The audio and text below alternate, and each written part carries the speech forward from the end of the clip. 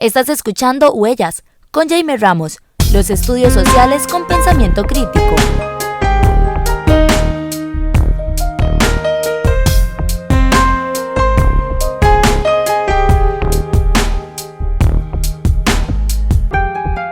Bienvenidos a su espacio Huellas. Como hemos venido anunciando, hoy vamos a hablar acerca de la historia, de la historiografía y de una escuela de pensamiento historiográfico que marcó el siglo XX y todavía tiene una profunda influencia en el siglo XXI. Hablamos de la historiografía marxista y, en este caso específico, de la historiografía marxista británica. Para ello, como siempre, tenemos una persona especialista en este tipo de temas, un viejo conocido de este proyecto. Jorge Barrientos Valverde, bienvenido nuevamente a Huellas. Hola, ¿qué tal, Jamer? Muchas gracias a vos por el espacio y por siempre mantener ya durante tantos años este proyecto pedagógico, didáctico, académico, ¿verdad? De difusión de conocimiento de las áreas de las ciencias sociales. Siempre muy importante tener programas de este tipo, creo que es lo que más nos hace falta y que nos ayude también a pues, difundir lo que se hace desde las universidades, ¿verdad? En el área de las ciencias sociales y en general de conocimiento universitario y también del quehacer de la enseñanza de la historia, que también es muy importante. Así Muy es. amable. Jorge Barrientos Valverde es profesor e investigador de Historia Contemporánea de la Universidad de Costa Rica, es miembro de la cátedra Ibn Khaldun de esta casa de enseñanza, es doctor en Historia Global, máster en Historia Centroamericana, es licenciado en Estudios Sociales, historiador y docente. Sus áreas de interés tienen que ver con la historia política de las ideologías, la historia de la educación, la teoría marxista y la pedagogía crítica. Y como les digo, hoy vamos a hablar acerca de una publicación que realizó el profesor Barrientos en el año 2023, que lleva por título Los historiadores marxistas británicos y su legado en la historiografía contemporánea, 1945-2022, con la editorial Arlequín. Entonces, es un libro, un texto que le recomendamos a nuestras compañeras y compañeros para profundizar en la formación, en los aportes que realiza la historia, la historiografía, en la forma en que se piensa, en que se investiga y sobre todo en la forma en que se posiciona el historiador y, para el interés nuestro, la didáctica de la historia, la enseñanza de estos temas desde perspectivas que se asumen como críticas. Jorge, para empezar, bueno, lo básico, ¿qué es la historiografía marxista y cómo podemos definir a la historiografía marxista británica?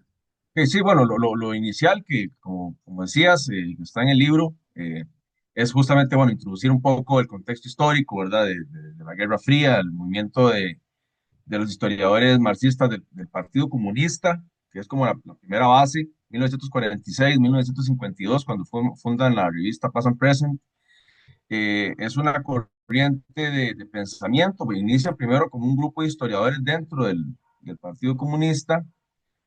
Quizás ellos nunca se imaginaron que iban a ser historiadores tan exitosos y tan prolíficos, ¿verdad? Ya después de la Segunda Guerra Mundial, en la que participaron muchos de ellos, incluso empezamos a observar que hacia 1952, con la revista Past and Present, se empiezan a profesionalizar cada vez más y se convierten en intelectuales de muy alto nivel. Entonces, digamos, los historiadores marxistas británicos en realidad son una corriente de pensamiento y son una escuela también académica, una escuela de formación académica, historiográfica. Posiblemente se convierte en la escuela historiográfica más relevante del siglo XX para nosotros, los que nos gustan las ciencias sociales, los que más marcan son ellos, ¿verdad? Junto con quizás el caso de los anales franceses, con Marc Bloch, con Lucien Febvre y Andrés Labrousse, entre otros. Y entonces, bueno, Fernand Braudel, que es uno de los referentes de la historiografía francesa, ¿verdad?, del siglo XX, pero los historiadores marxistas británicos se convierten en un movimiento muy relevante. Yo lo que hago aquí, siguiendo mucho de lo que se ha escrito ya, no es algo totalmente original mío. Yo lo que trato de hacer es difundirlo en Costa Rica, tratar de hacer un librito pequeñito de no más de 150 páginas, donde de una manera la más didáctica posible, los estudiantes y la gente joven y los que estudian enseñanza de estudios sociales y que estudian historia, y en general ciencias sociales, que conozcan más a este grupo, más allá de Eric Hobsbawm y Epe Thompson, que son quizás los más famosos, y que conozcan al grupo a través de la lectura de un librito que sea sencillo, ¿verdad? Y que entiendan que, bueno, esta corriente de pensamiento, esta escuela historiográfica de los historiadores marxistas británicos, nace en 1952 y se desarrolla durante toda la segunda etapa del siglo XX y que hasta la fecha sigue estando viva a través de la publicación de la revista New Left Review, que se funda en 1960. Es una de las revistas más importantes para quienes les gusta la historia. Siguen escribiendo una gran cantidad de historiadores de altísimo nivel. Todavía dichosamente tenemos algunos profesores de estos vivos, pero bueno, la intención del libro era esa, como difundir un poco más y también dar a conocer que mi propuesta, que también viene con ideas que están tomadas de otros libros de quienes han investigado a estos historiadores y el papel y la obra de estos historiadores e investigadores, es proponer esta idea de las generaciones, ¿verdad? La primera generación de historiadores, la segunda generación, la tercera generación, y siempre ahí aclarando que esta construcción de generaciones siempre incluye a algunos de estos historiadores o sociólogos que no necesariamente son parte del primer grupo de los historiadores del Partido Comunista o de la historiografía marxista británica, sino que ya después, bueno, pues son herederos, ¿verdad? De esa tradición, los herederos directos, hasta llegar a hoy en día. Ahora vamos a hablar un poco de ellos, a personajes como Tariq Ali, digamos, ¿verdad? Que se formó con E.P. Thompson, o el caso de Gareth Stedman Jones, de los que están vivos todavía, Robin Blackburn, ¿verdad? Que son los que han estado durante los últimos 40 años detrás de la revista New Left Review. Entonces la idea es como que la gente, si le gusta y le apasiona este tipo de historiografía, por lo de Thompson y Hobsbawm, también conozca a otros historiadores que son menos conocidos y otros intelectuales de estos que también han hecho trabajos muy, muy, muy interesantes. Y bueno, lo que más me interesa también es que la gente joven pues tenga acceso a esto, ¿verdad? Es un ejercicio de memoria, quizás también publicar este tipo de trabajos para dar a conocer la obra de estos intelectuales y estos pensadores que creo que son fundamentales en el siglo XX y hoy en día en el siglo XXI todavía. Ujú. Claro que sí. Y te quería plantear dos cosas, porque en esta primera respuesta que nos ofreces, nos das un contexto amplio, tanto del contexto histórico, político, geopolítico, si se quiere, en el que surge esta escuela de pensamiento historiográfico, y también adelantas el tema del abordaje desde la perspectiva de las generaciones, como una estrategia para clasificar, una forma de taxonomía de los aportes y Ujú. también de los acuerdos, desacuerdos y debates que son sumamente interesantes dentro de esta escuela historiográfica. Deteniéndonos tal vez acá en el momento, en el contexto histórico, geopolítico, tal vez si profundizas un poquito en el tema del el papel que tiene, que juega la Guerra Fría y también lo adelantabas, el rol de la militancia política que tienen muchos de ellos y sobre todo las críticas al proyecto soviético, que va a ser uno de los elementos que marca como las primeras divisiones o los primeros, las primeras perspectivas o paradigmas que asumen muchos de estos historiadores. Sí, claro, básicamente, digamos, ahí quizá lo más relevante es que sí, después de la Segunda Guerra Mundial, en el marco de la Guerra Fría, recordemos que con el auge de la Unión Soviética como la gran ganadora de la guerra junto con Estados Unidos, eh, viene toda esta cuestión de la euforia de los partidos comunistas prosoviéticos, digamos, y bueno, pues mucha gente estaba militando en el Partido Comunista en Europa, en los diferentes países, como una manera de contrarrestar el fascismo y de contrarrestar a los grupos de élite, de las burguesías, de derechas, fascistas o no fascistas, ¿verdad?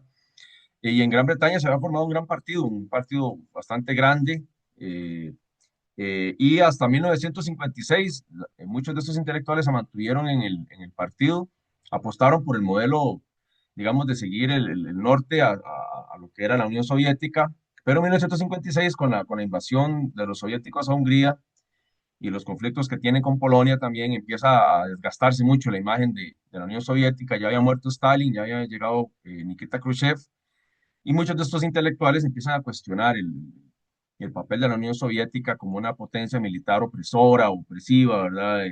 Que invade a sus vecinos alrededor. Entonces, bueno, los historiadores marxistas británicos ya no van a ser conocidos tanto como los historiadores del Partido Comunista, sino más bien historiadores marxistas británicos, dentro de la cual hay una gran diversidad de pensamiento y dentro de la cual Eric Hobsbawm y Maurice Dobb se mantienen en el partido, fieles a la idea de que hay que construir partido para poder transformar las condiciones materiales de vida y para poder cambiar las cosas, pero el más rebelde de estos, el más disidente siempre, a lo largo de su vida, E.P. Thompson, sale del partido. Y bueno, con ellos se van después Christopher Hill y Rodney Hilton y sale Víctor Kiernan, eh, Rafael Samuel también se va del partido, George Roudet también sale, como esos primeros que estuvieron en ese contexto de los 50, porque ya Perry Anderson estaba muy jovencito, digamos, ya Perry Anderson se suma a estos historiadores marxistas británicos ya más hacia finales de los 60. Pero bueno, ese grupo principal sí empieza ya después como con una práctica de marxismo heterodoxo, como utilizar el marxismo como una herramienta de análisis, de interpretación de la realidad, pero rompen con el modelo comunista soviético, rompen con el estalinismo, eh, y se mantienen, digamos, dentro de la tendencia siempre marxista, pero con una diversidad, algunos más cercanos al socialismo libertario, al socialismo democrático, al trotskismo, también empezaron a tener interés por el movimientos feministas, ecologistas, etcétera. Y después, bueno, E.P. Thompson va a formar la idea de la nueva izquierda, con la New Left Review, ¿verdad? Y esta idea de la nueva izquierda va a tener la tendencia de hablar ya a finales de los años 60 de un nuevo proyecto donde sea el norte sea el socialismo humanista o el humanismo socialista, como quieran verlo, ¿verdad? Del cual, digamos, C.P. Thompson se convierte en uno de los líderes. También a propósito de lo que estamos viviendo hoy en día, Thompson se convierte en un activista contra las armas, es un activista por el desarme nuclear, ¿verdad? Contra las bombas de destrucción masiva. Se convierte en un gran líder que después renuncia también a las universidades, dice que la verdad dar clases en una universidad es muy elitista, que eso es para los hippies y que eso es para los idealistas y que él en realidad más allá de la universidad siempre tuvo muchos problemas con las autoridades universitarias. Dice, bueno, me voy a dar clases de secundaria, ¿verdad? Y voy a dar clases con gente en las noches, con gente adulta, me voy a meter a clubes de discusión, en las cantinas, fundaron un club, de hecho, de discusión, este, en los años 60, entonces empieza a apostar como por otros métodos más allá de la universidad, como que también rompe con el academicismo.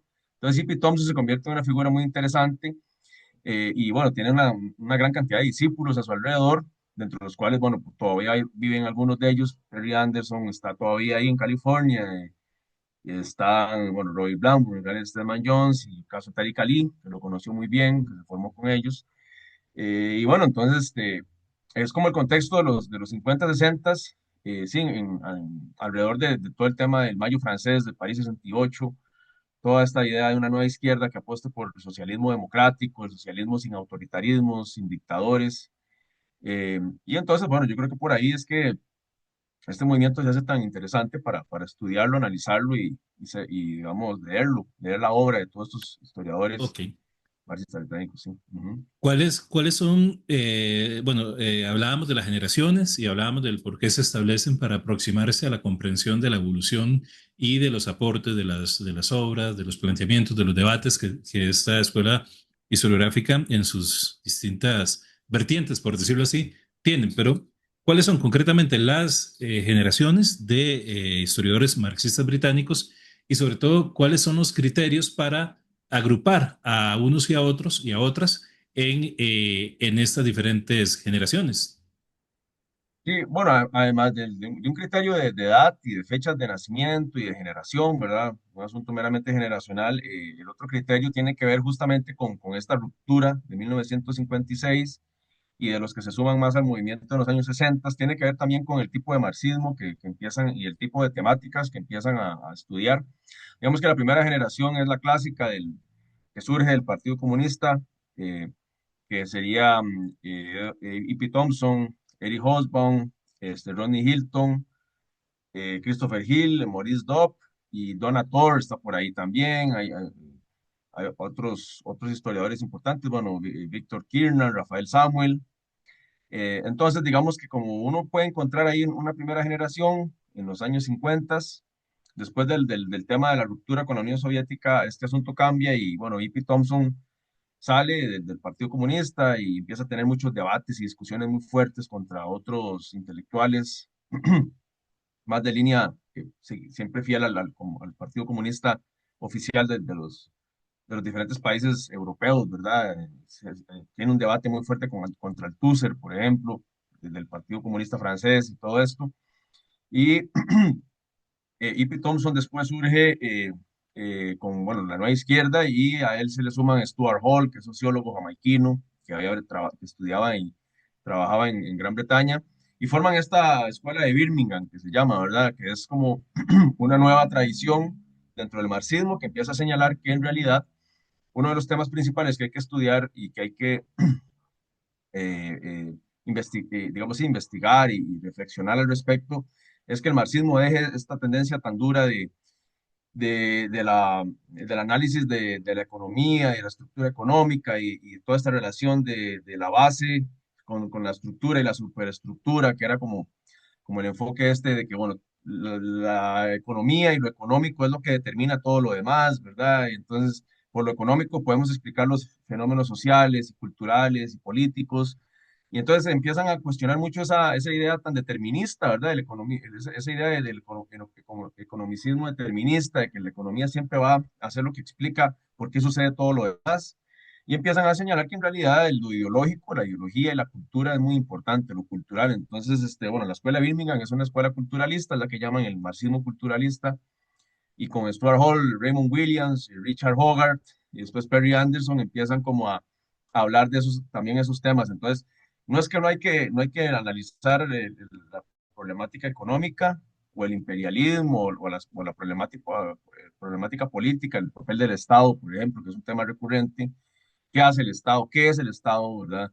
¿Qué debe hacer el Estado? ¿Cómo opera el Estado? Etcétera. Bueno, todo eso está bien, dicen ellos, pero nosotros vamos a analizar a partir de ahora otras discusiones, es decir, cómo se difunde la ideología dominante, por ejemplo, ¿verdad? A través de las revistas, a través de las historietas, de las caricaturas, a través del teatro, de la música, de la televisión, en el caso de Stuart Hall, por ejemplo, que todo un especialista en el tema de la televisión y el cine.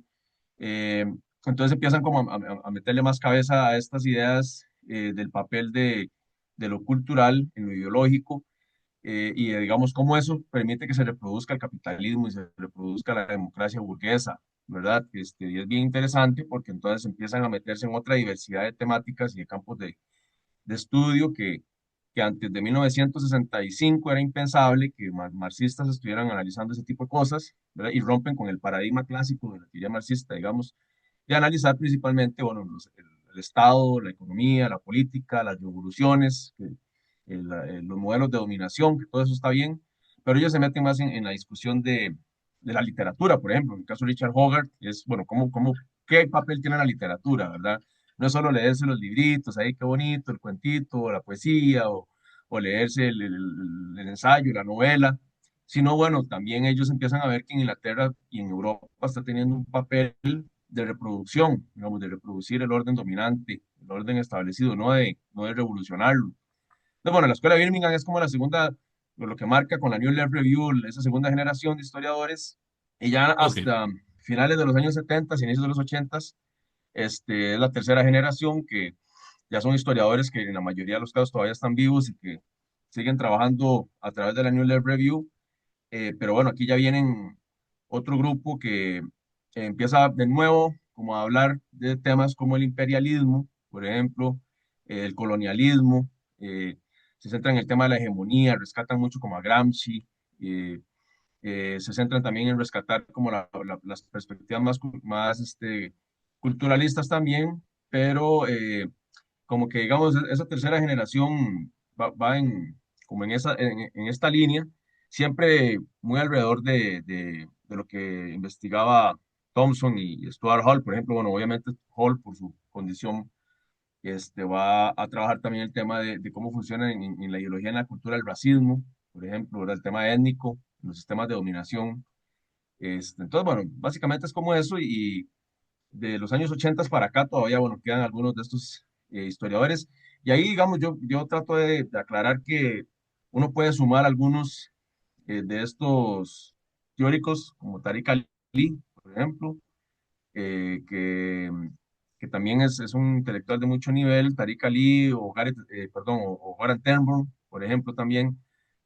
Uno puede sumarlos a este grupo de los últimos que hasta la fecha siguen publicando desde el marxismo y siguen publicando muy como influenciados por la historiografía marxista británica.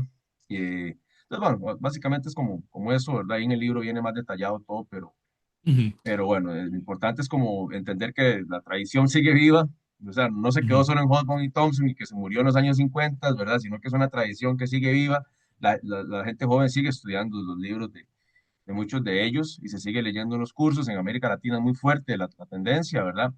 Ahora más adelante vamos a ver un poco como la recepción que ha tenido en América Latina y en Costa Rica, pero bueno, por lo menos en Sudamérica, donde yo pude haber ido a estudiar, donde estuve por allá en lo del doctorado, en Brasil, en Argentina, sigue siendo fuerte, digamos, la tradición marxista británica. Hay como escuelas, bueno, hay más bien esa escuela de pensamiento tiene núcleos ahí de estudio, más bien como grupos de estudio, ¿verdad? En Brasil, en Campinas, en la Unicamp, hay una línea de la maestría y el doctorado que es historia social y es Thompsiana, ¿sí? ¿Verdad? Que uno ve como una línea muy definida y entonces uno entra a la maestría, al doctorado de allá y ellos lo forman a uno en una línea marxista británica, thompsoniana, si se quiere, y tiene que ver con especialidad de historia social, historia de los movimientos sociales, y en Argentina también.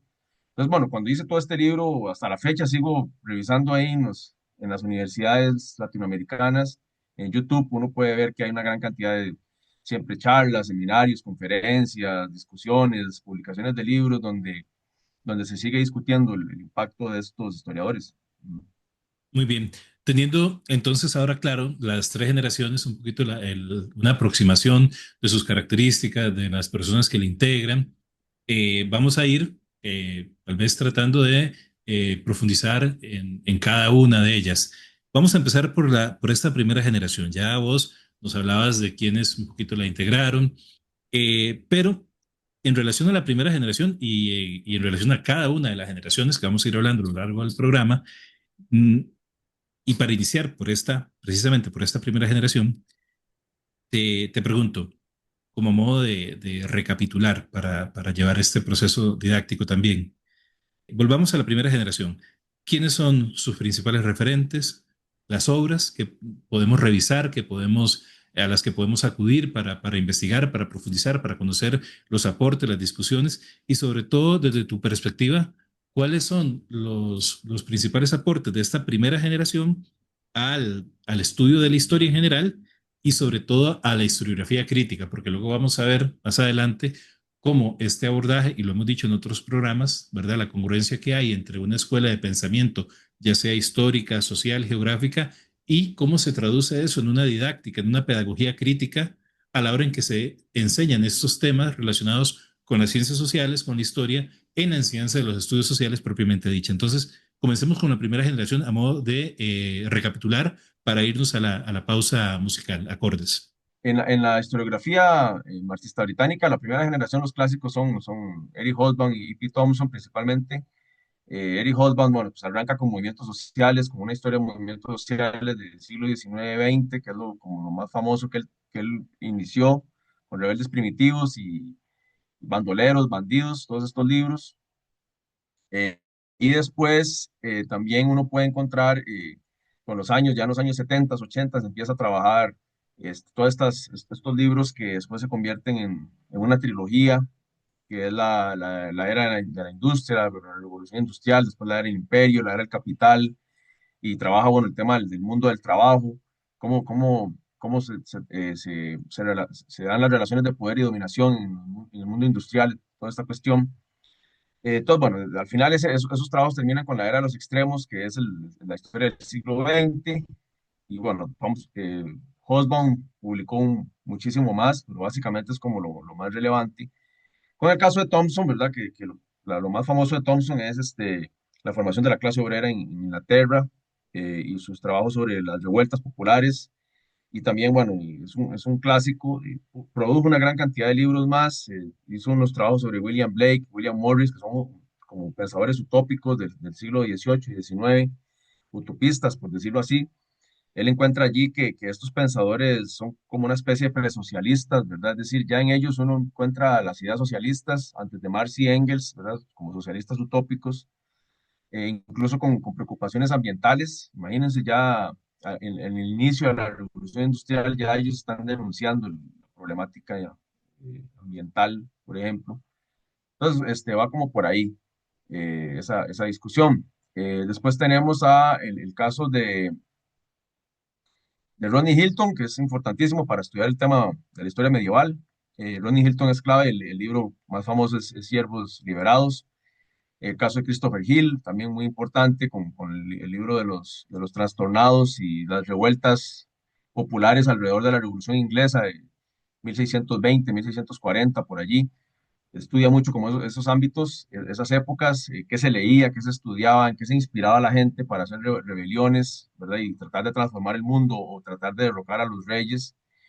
Christopher Hill, sí, es importantísimo también como para ver la transición entre el feudalismo y la sociedad capitalista industrial. Y bueno, Maurice Dobb, que es el caso de este economista, en realidad no es historiador, es economista, que trabaja el desarrollo del capitalismo, las transiciones entre las sociedades y las economías feudales y las sociedades industriales, también muy interesante Maurice Dobb, y también pues él es un teórico de la economía que desarrolló teoría para construir socialismo, digamos, cómo sería una economía socialista diferente a la capitalista para superar, digamos, la del capitalismo. Y bueno, ahí en el libro también, si uno revisa aquí, ¿verdad? Vamos a ver, creo que en la primera generación también agrego ahí a Rafael Samuel, que es un clásico también importantísimo. Me parece que aquí también está en, en, en esta generación John Saville. Y John Saville, bueno, yo no lo reseño porque no encontré mucha información sobre John Saville, pero Eric Hobsbawm constantemente habla de que John Saville era un historiador muy importante alrededor del grupo, ¿verdad? También tenemos a Víctor Kiernan, que es poco conocido en Costa Rica, ¿verdad? Es como las cosas que a uno le preocupa, es como, ¿por qué siempre son los mismos y por qué no leemos a los otros, ¿verdad? Que son quizás menos conocidos. Sí, Georges Roudet, que sí es importante en la historia de la Revolución Francesa, es uno de los grandes especialistas de las revoluciones liberales y de los movimientos sociales, y además un teórico, digamos, de movimientos sociales. Georges Roudet, importantísimo en el trabajo que hace con Eric Hobsbawm sobre el Capitán Swing, ¿verdad? También hay agrego a Edward Carr, que no necesariamente era parte central de los historiadores marxistas británicos o del Partido Comunista, pero Edward Carr se convirtió, poco a poco se fue convirtiendo en marxista, y también estuvo muy metido en las discusiones y en el intercambio de debates y en las publicaciones en las revistas de ellos, en Past and Present y en New Review. Entonces Edward Carr también se convierte luego en un historiador marxista importante para este grupo. Creo que llegamos hasta ahí con Edward Carr, que lo que trabaja es, bueno, hay un libro clásico que siempre leemos en la U, que es el famoso aquel de Introducción a la Historia, ¿verdad? Y qué es la historia, que es como una teoría de la historia muy interesante, me marcó mucho. Y Edward Carr después trabaja temas de historia militar, historia política, historia de la Revolución Rusa, desarrollo de la Unión Soviética, es especialista en eso. Y bueno, sabía mucho de relaciones internacionales, entonces creo que es un historiador que también me interesó recuperarlo y ponerlo allí como parte de este grupo de intelectuales, ¿verdad? Entonces, bueno, la primera generación a grandes rasgos es como eso, ¿verdad? Muy bien, vamos a ir a nuestra primera pausa musical. Es la sección Acordes.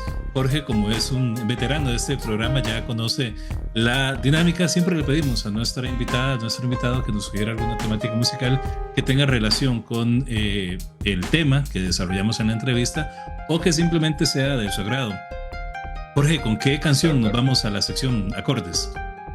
Bueno, ya que estamos en este tipo de temática con Gran Bretaña y años 60, 70, entrémosle a Sex Pistols con God Save the Queen, ¿verdad? Un temazo, completamente un temazo. Vamos a nuestra sección Acordes y regresamos. Te invitamos a ser parte de Huellas. Escríbenos y sugiérenos tus temas de interés. Síguenos en nuestras redes sociales, en Facebook como Huellas 2.0. Nos puedes escuchar en iVoox, Spotify y en YouTube. Suscríbete a nuestro canal de YouTube Huellas 2.0. Gracias por tu apoyo. Regresamos, estamos en nuestro espacio Huellas, el día de hoy conversando con el doctor Jorge Barrientos Valverde, profesor de la Escuela de Estudios Generales de la Universidad de Costa Rica y de la Cátedra Ibn Khaldun de Estudios sobre África del Norte y Medio Oriente. Estamos conversando acerca de una publicación que hace el profesor Barrientos en el año 2023, que lleva por título Los historiadores marxistas británicos y su legado en la historiografía contemporánea. 1945-2022, como decíamos, con la editorial Arlequín. Y hemos venido conversando acerca de la relación que tienen pues los principales debates, las posiciones teóricas, epistemológicas, las críticas internas de estas generaciones de historiadores marxistas británicos y su relación con una historiografía crítica y por ende con una didáctica de la historia que se asume desde una perspectiva crítica, tema que lógicamente es de interés para la enseñanza de los estudios sociales en Costa Rica. Jorge, agradecerte de nuevamente estar acá. Y para comenzar esta segunda parte, me gustaría detenerme en uno de los autores que mencionabas en el cierre de la primera parte, de la primera generación, que es Raphael Samuel. Y me gustaría que nos comentaras acerca de las perspectivas de este autor en el debate que él establece, que propone, en el cual se sitúa también acerca de la enseñanza de la historia y en particular de la enseñanza de la historia y de la educación en general, porque vemos que esta escuela de historiadores marxistas británicos, pues algunos de sus autores, tal vez que no son, como vos decías, los más populares, conocidos, algunos tienen inquietudes que tienen relación incluso en este caso con la forma en que se enseña la historia y el posicionamiento de quien asume ese rol en la enseñanza crítica de la historia. Y pues me gustaría que nos comentaras acerca de estas perspectivas, de estos debates de Raphael Samuels. Claro, bueno, en el caso de Rafael Samuel sí fue uno de los más importantes de los historiadores marxistas británicos, poco conocido en Costa Rica, pero bueno, muchos de ellos comentaban que era uno de los más brillantes, estudiosos, carismáticos también, con muchas ideas. Por ejemplo, todo este tema de formar clubes de discusión, creo que es muy importante hacerlo en Costa Rica también, ¿verdad? Replicar esa idea de- del Coffee Club, ¿verdad? Ellos le pusieron, creo que era el Coffee Club, que era el club para ir a tomar café o hasta unos vinitos o algo, pero poner un tema por día, por reunión, y alrededor de ese tema hacer una discusión o alrededor de un libro, alrededor de un autor, cosas que aquí en Costa Rica también en algún momento algunas personas hemos hecho. Casi siempre uno arranca con mucha energía y ya después el grupo se va desmembrando, es más difícil, ¿verdad? Pero bueno, es como, creo que los grupos de discusión son muy importantes. Los marxistas británicos lo hicieron en los 60, 70, estos grupos de discusión. En el caso de Rafael Samuel, ahí, digamos, lo más relevante es, bueno, tratar de darle vuelta al tema de cómo se estaba enseñando la historia y además darle vuelta al tema de que la historia debe ser totalmente diferente a como se estaba discutiendo, ¿verdad? Lo más importante aquí es que primero que todo, Rafael Samuel junto con E.P. Thompson son los que plantean toda esta discusión de la historia desde abajo, ¿verdad? Es decir, que la historia en realidad es la historia la historia que se ha enseñado es la historia oficial, la historia de los vencedores, la historia de las clases altas, de los militares, de los políticos, de los terratenientes. Y ellos plantean darle vuelta a este asunto y empezar a plantear una historia desde abajo, una historia de los grupos subalternos. Esta es la famosa como influencia de Gramsci, ¿verdad? Con ese concepto de subalternidad, la historia de los vencidos, la historia de los oprimidos, de los marginados, de los que no son supuestamente relevantes. Lo otro importante es que pasan a dejar de ver esta historia de los grandes hombres y de los grandes individuos y de los grandes poderosos y pasa a ser una historia de los colectivos sociales y de las organizaciones sociales y de los movimientos colectivos, ¿verdad? Entonces pasa a ser, eso es como otro paradigma, ¿verdad? Tratar de investigar temas de las colectividades, las grandes colectividades y tratar de enseñar la historia desde esa perspectiva. Que es la historia de los vencidos, de los oprimidos, de los marginados. La otra es que a lo largo de la enseñanza de la historia se tiene que hacer énfasis en el tema de que la relevancia del motor de la historia, bueno, además de la lucha de clases y el conflicto social, es de qué capacidad tiene la gente para organizarse como colectivo y buscar avances sociales, ¿verdad? Que genere mejores condiciones de vida. Entonces, Rafael Samuel también le mete mucha discusión a esto con E.P. Thompson. Y por otras partes, bueno, el tema de la memoria, muy importante. La enseñanza de la historia tiene como un elemento fundamental el recuerdo, es decir, la idea de la enseñanza de la historia es recordar y recordar todos aquellos temas históricos que las élites no quieren que recordemos, ¿verdad? Que es muy importante, los acontecimientos fatales, negativos, de la violencia de clase, de los opresores contra los oprimidos, todo eso hay que volver a rememorarlo, volver a discutirlo, volver a retomarlo. Ahí al inicio del libro, por ejemplo, hay una cita que yo pongo, eh, y en esta cita de Rasmik Keocheyan, él dice, bueno, esa es la tradición de los vencidos, la historiografía marxista-británica es la tradición de los vencidos, la tradición de una historia, de una escuela historiográfica que trata de discutir temas desde la óptica de los vencidos y también tomando como principal sujeto de estudio, ¿verdad?, a los grupos oprimidos. Eso es lo importante, digamos, y el tema de la memoria y el recuerdo es muy, muy relevante porque, bueno, tradicionalmente, igual que en Costa Rica, igual que en todos los países, la burguesía dirigía el sistema educativo. Y la burguesía dirigiendo el sistema educativo le iba a dar énfasis a ciertos temas favorables a ellos, de cómo ellos habían hecho un montón de cosas y cómo ellos han dado un montón de concesiones y que ellos han formado la patria y han formado todo el Estado Nacional en el que vivimos y que tenemos que agradecer por eso. Y resulta que los historiadores marxistas británicos empiezan a decir, bueno, un momento, o sea, en realidad los grandes avances sociales, como el derecho al voto para los obreros o para las mujeres o para los grupos étnicamente marginados, los grandes avances sociales en materia de acceso a educación y a salud ha sido producto de la lucha social y la lucha social organizada, producto del conflicto en la calle, de la confrontación. No haya regalado nada, ¿verdad? Y la clase elitista, la burguesía, los grupos de poder no han dado concesiones regaladas. Se han tenido que hacer cambios y reformas, es por la presión social, ¿verdad? Entonces, ellos lo tienen muy, muy claro, como estos aspectos lo consideran muy bien. Y a mí me parece que esos elementos son importantes en desmitificar, también romper mitos. Por ejemplo, la idea de que la historia de la humanidad sea una historia de eso, de diálogo, de consenso, de toma de decisiones, donde las cosas han pasado armónicamente y en realidad lo que ha habido siempre es una historia de violencia social, una historia de masacres, una historia de conflicto, donde las clases dominantes destruyen a los oprimidos. Como dice Walter Benjamin, ¿verdad? Cuando vemos hacia el pasado y hacia atrás, lo que vemos en la historia de la humanidad son cúmulos de ruinas, ¿verdad? Esa parte es buenísima porque bueno, Walter Benjamin es súper oscuro, ¿verdad? Siempre, y es como muy pesimista, y eso. Lo que vemos son ruinas de edificios despedazados y de civilizaciones destruidas por cómo se ha ejercido el poder de manera brutal por parte de las clases dominantes para aplastar cualquier tipo de levantamiento, de rebelión que busque que las sociedades sean más justas, más igualitarias, más solidarias, más hospitalarias. Entonces, bueno, es como plantear eso que es muy importante.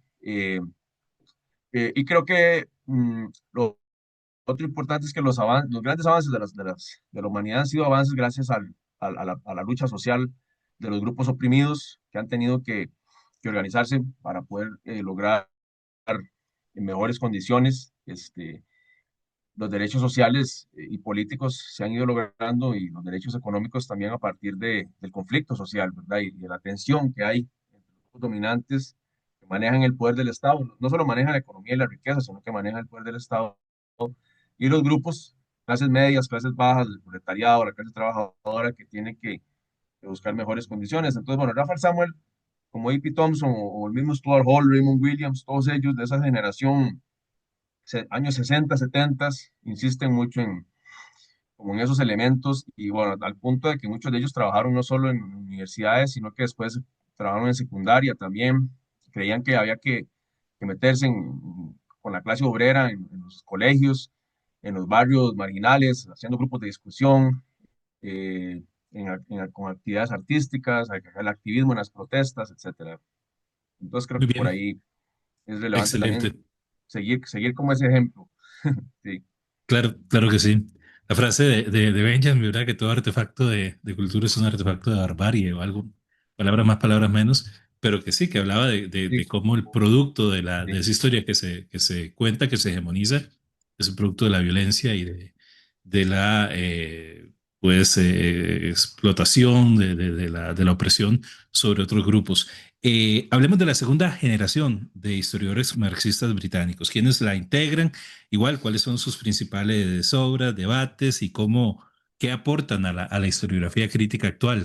Ajá, sí, en el caso la segunda generación, ya en los años 60, empieza a encontrar aquí el tema de, bueno, lo que habíamos hablado de la escuela culturalista, los estudios de Birmingham, de la escuela Birmingham, y la llegada de Raymond Williams, Stuart Hall, Richard Hogarth, que trabaja la literatura, Stuart Hall, todo el tema cultural, étnico, el racismo, cómo opera, pero también cómo opera en lo cultural, en el sentido de lo ideológico y en el sentido de estudiar el desarrollo de la ideología a través de la prensa, por ejemplo, los periódicos, las revistas, ¿verdad? Este, mm, la cultura impresa que llaman. eh, Muy importante analizar eso. Después en los 70 se trabaja el tema de la televisión y el cine, los programas que salen en la televisión. Toda esta cuestión, digamos, define, como habíamos hablado al inicio, el tema de la reproducción del orden establecido y la ideología dominante. Y Raymond Williams también trabaja este tipo de temáticas sobre el arte, la literatura, el papel del arte y el papel de los medios ideológicos, ¿verdad? La religión, las iglesias, las escuelas, el papel del sistema educativo, en la reproducción del orden, los medios de comunicación, el papel de los sindicatos, por ejemplo, también el papel de la propaganda de los gobiernos, cómo funciona y cómo impacta en los imaginarios sociales de las personas, el tema de la propaganda de los gobiernos. Básicamente va como por ahí, sí, el papel de la publicidad, por ejemplo, también el papel de la publicidad es importantísimo, no solo la propaganda del gobierno, sino la publicidad, cómo la publicidad nos afecta y nos envuelve en una idea, ¿verdad? La publicidad que se ve en los periódicos y también en las calles, todas esas vallas no son inocentes, no son neutrales, tienen un objetivo, ¿verdad? Ya sea que lo más claro es que, bueno, casi siempre es para incentivar el consumo, pero también la publicidad puede funcionar en temas políticos, ideológicos, ¿verdad? Para formar estereotipos, prejuicios o motivar ignorancia sobre un tema, ¿verdad? Entonces, bueno, va como por ahí. Con la New Left Review fue muy importante, digamos, el desarrollo de una gran cantidad de discusiones. Si uno se mete a la página de la New Left Review y ve los números que publican año a año, bueno, ahí hay unas discusiones buenísimas, importantísimas, interesantísimas. Y bueno, el famoso Partisan Coffee House, ¿verdad? Que era el centro de discusión que tenían ellos. Entonces, bueno, creo que eso es lo más importante. Bueno, creo que el más sobresaliente, bueno, además de Raymond Williams, Stuart Hall, Perry Anderson es un elemento clave, ha publicado una gran cantidad de libros, todavía sigue publicando y todavía está lúcido, digamos, yo creo que ya Perry Anderson tiene 86 años.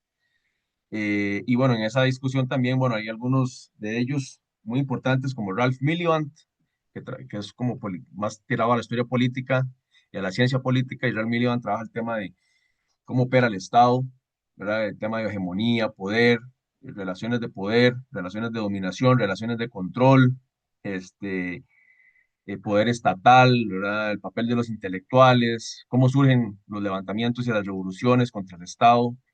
Entonces, bueno, es como básicamente eso lo más relevante, me parece que al retomar de de esa segunda generación, y claro que aquí tiene auge en los años 70 en la historia social desde abajo, con los estudios de Raphael Samuel, George Roudet, Eric Hobsbawm, ¿verdad? La historia se mueve por la lucha de clases y el conflicto social, pero por las acciones colectivas principalmente, ¿verdad?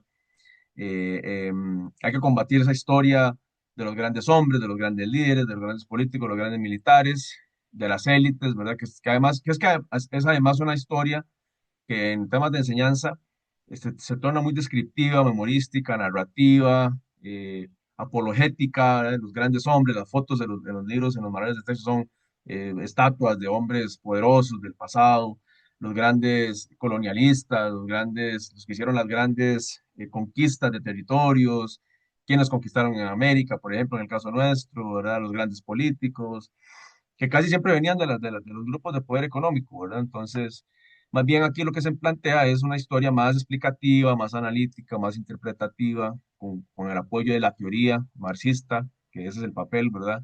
Que explique procesos, que compare experiencias históricas y procesos y que sea analítica y que sea más de tratar de analizar las cosas a modo amplio y no memorístico, ¿verdad? Y descriptivo, que eso además es aburridísimo, claro.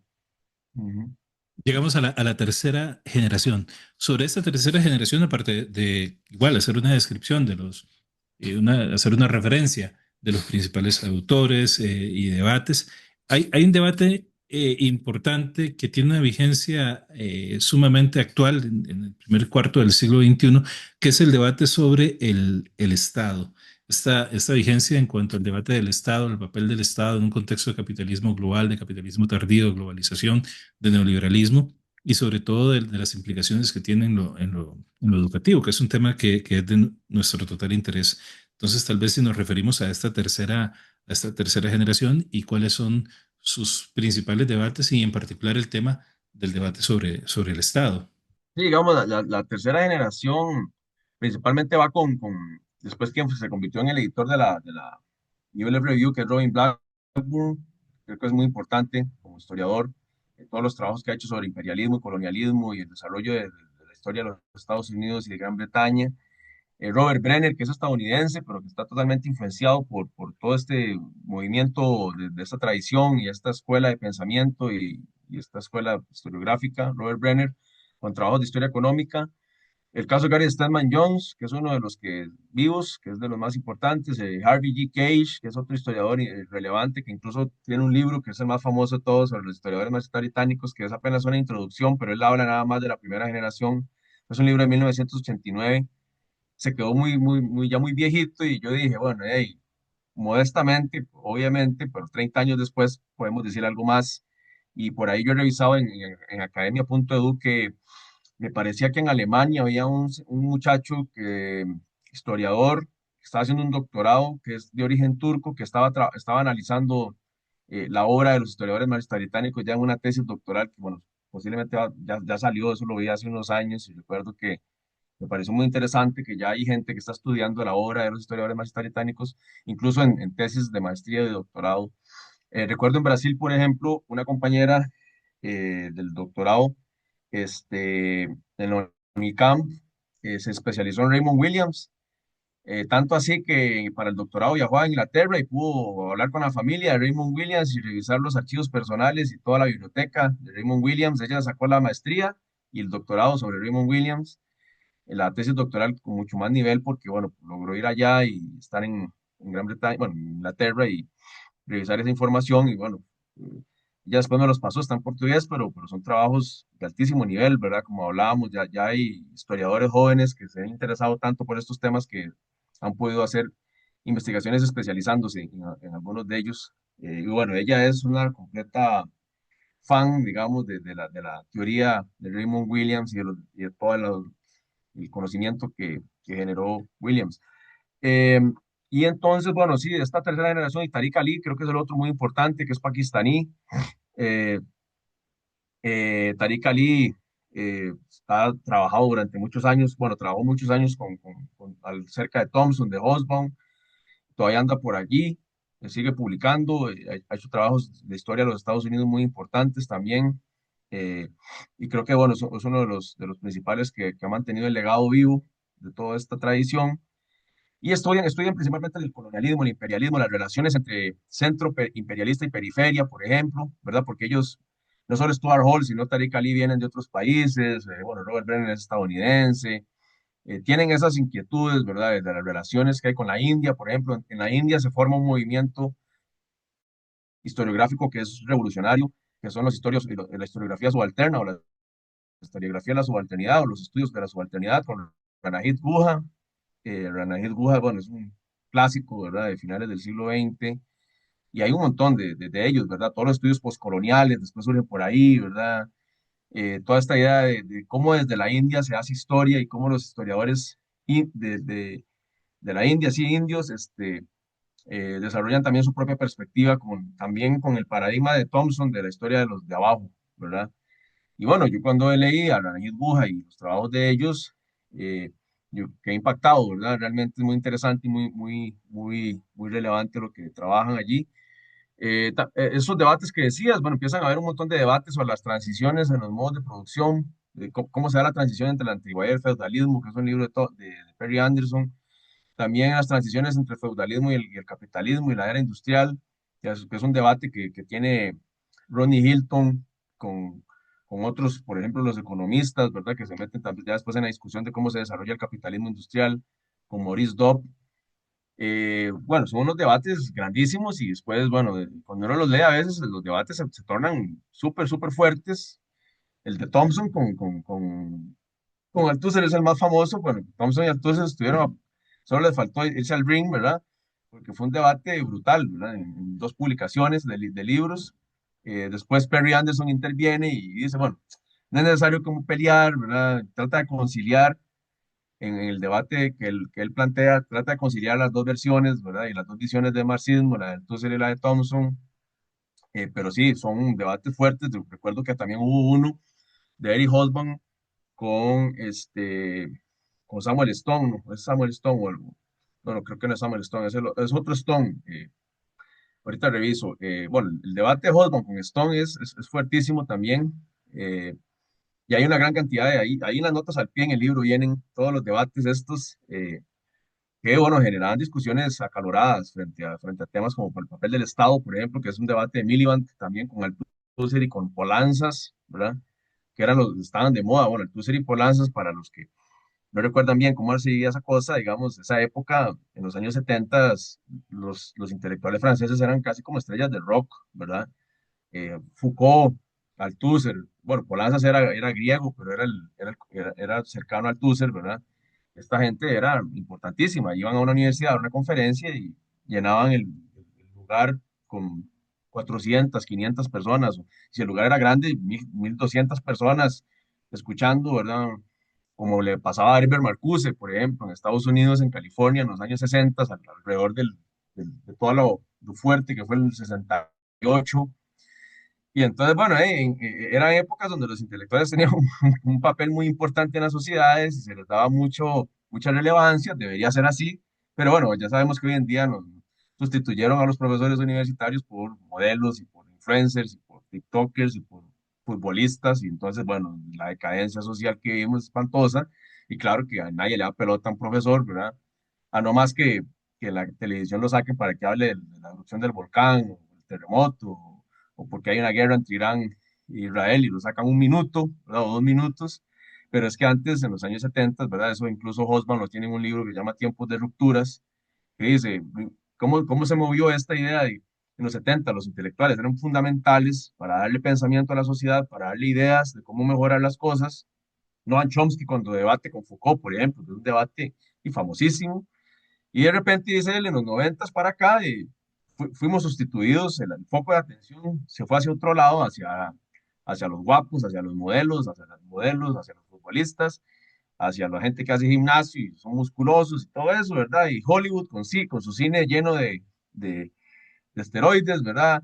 Y músculos y se acabó, ¿verdad? Y realmente fue una movida muy bien elaborada de la burguesía, bajarle el piso, ¿verdad? A los profesores y quitar desde el foco de atención a los docentes y a los intelectuales y todo esto porque decían, ¿para qué le damos voz a esta gente si esta gente está generando pensamiento crítico y disidente y de alguna manera también está criticando el orden establecido? Entonces, se fue como dispersando todo ese ambiente que se vivía, pero si nosotros hubiéramos vivido esa época, hubiera sido una cosa totalmente diferente. Lo digo a los estudiantes de la universidad, les digo, bueno, las universidades nuestras, por ejemplo, están políticamente muertas, ¿verdad?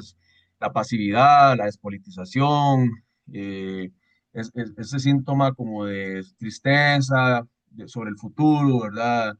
Un poco pasividad, conformismo, que nos está embargando, es grave, con la excepción del campamento que hubo el año pasado contra el genocidio en Gaza, y que bueno, esta situación del genocidio ha vuelto a activar por dicha, y bueno, Trump siempre activa también a la gente porque la indigna por el nivel de conflicto que genera, pero con esa excepción, digamos, realmente las universidades han estado muy bajas de discusión y de efervescencia social. Pero bueno, básicamente sí, la tercera generación se nutre como de estas cuestiones y creo que esos son como los detalles más relevantes ahí.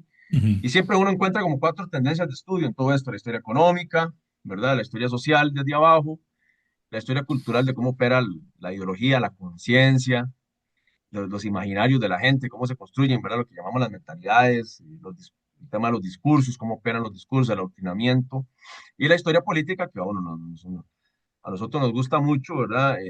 Que es del tema del poder del Estado, las instituciones del Estado, la hegemonía, la dominación, etcétera. Ujú. Ahora Eso que hablabas de de las principalmente. universidades, te voy a preguntar por cómo se acoge los postulados, los debates precisamente de la Escuela Marxista Británica en la historiografía costarricense. ¿Quiénes son los referentes, las obras, la trascendencia en el debate político actual, en el caso de Costa Rica, en este primer cuarto del siglo XXI? ¿Cómo es recibida y cómo de alguna forma se incorpora en las mallas curriculares de las universidades, de la Universidad Nacional, de la Universidad de Costa Rica, en las escuelas de historia y cuáles son sus referentes, qué temas se investigan? Es decir, cómo se internaliza, cómo se integra la historiografía británica marxista en Costa Rica. Sí, bueno, es interesante porque ya después toda esta tradición de pensamiento y esta escuela historiográfica empieza a tener realmente un auge y un apogeo importante, de manera tal que hacia finales de los años 70, bueno, quienes renuevan la historiografía costarricense son principalmente Héctor Pérez Viñol y Ciro Cardoso, y renuevan la discusión metiendo la teoría marxista, son quienes introducen la teoría marxista, pero también cambiando las temáticas y los objetos de estudio, ¿verdad? Eh, de nuevo pasa bueno, 1974 más o menos, 1976, con la llegada de estos dos profesores, uno brasileño, Ciro Cardoso y Héctor Pérez Viñoli, argentino. También Caroline Hall, que también mete esa discusión de la teoría marxista y que empiezan a cambiar las temáticas que se empiezan a estudiar, eh, y tratan de romper con esto que hablábamos de la historia tradicional, de la historia de las élites, de la historia descriptiva, rompen como ese paradigma de la historia nacionalista, digamos, de cómo se forma el Estado costarricense y una historia un poco apologética de las élites. Y a partir de allí, bueno, ya después vienen todos los trabajos de Víctor Hugo Acuña, eh, Rodrigo Quesada, que son quizás los más importantes allí para difundir ya teoría marxista, y José Daniel Gil en la Universidad Nacional junto con Mario Oliva, creo que son los más relevantes, por lo menos al inicio, ¿no? A inicios de los años 80 y durante los años 90.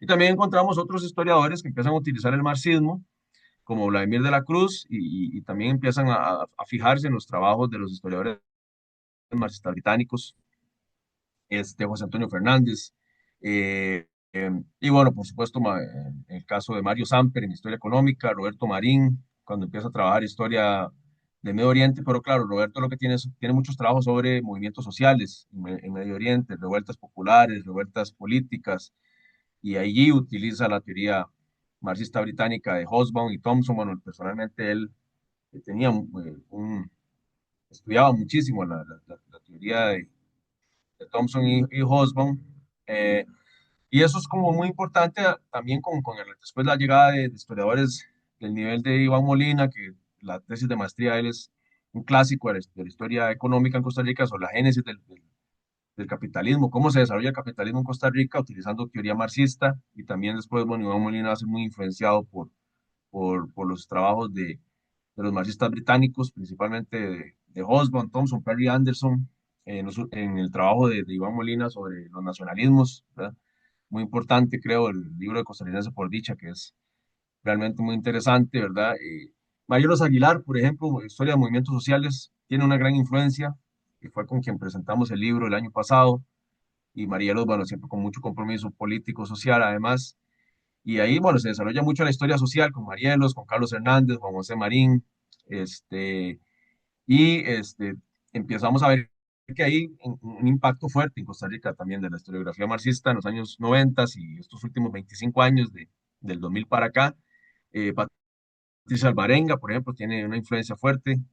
Carlos Sandoval, que estudió allá, estuvo en Birmingham, estudió en estudios culturalistas, ¿verdad? Él es especialista en estudios culturales. Carlos Sandoval creo que es el único que se ha especializado en estudios culturales, allá cercano a todo lo que fue la revolución teórica y cultural y historiográfica de E.P. Thompson y Stuart Hall.